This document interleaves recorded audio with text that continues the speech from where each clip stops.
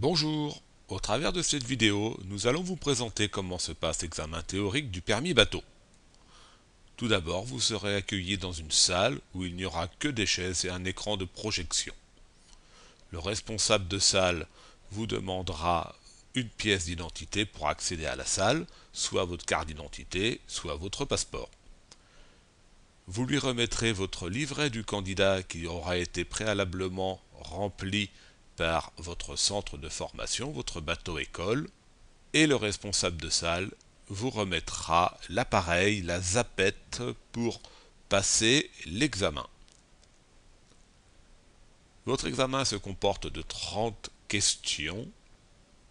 La question s'affiche sur l'écran de projection. La question est lue. Les réponses sont également lues. Quand l'ensemble a été lu, vous avez 20 secondes pour faire votre sélection. Votre sélection, vous la ferez au travers de cet appareil.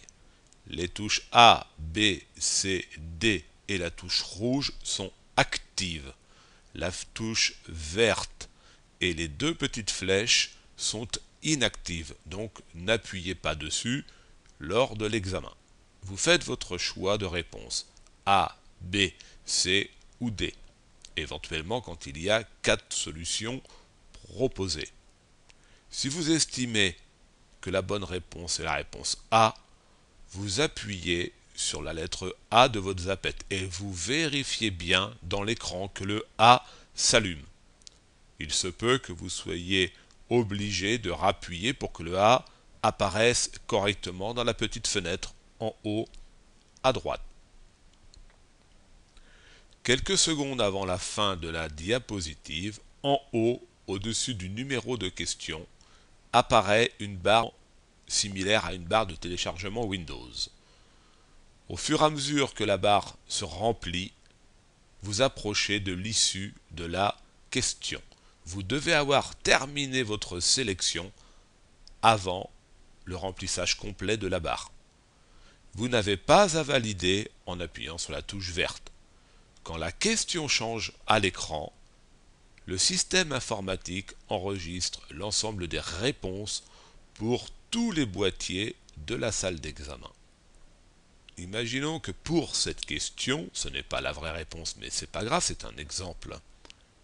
Vous estimez que la bonne réponse soit A et B, vous appuierez donc sur A et B, en vérifiant bien que les deux lettres s'affichent.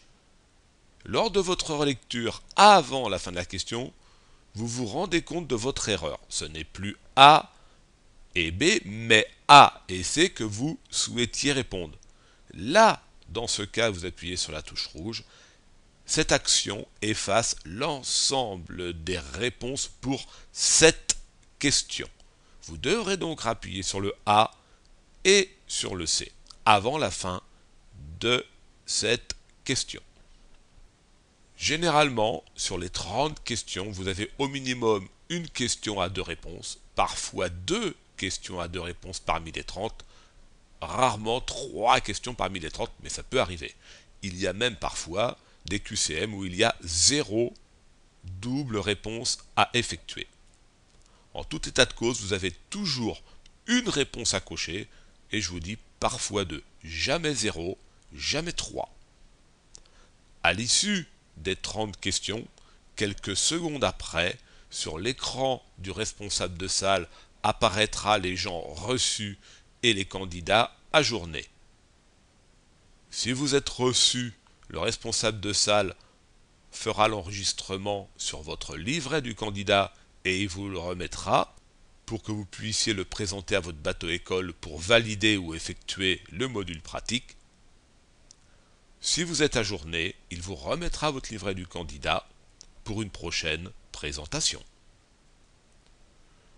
Pour tout complément d'information, pour vos inscriptions, pour voir comment le bateau-école ICO fonctionne, vous pouvez consulter le site internet ou nous joindre sur les centres de formation de Laval et du Mans.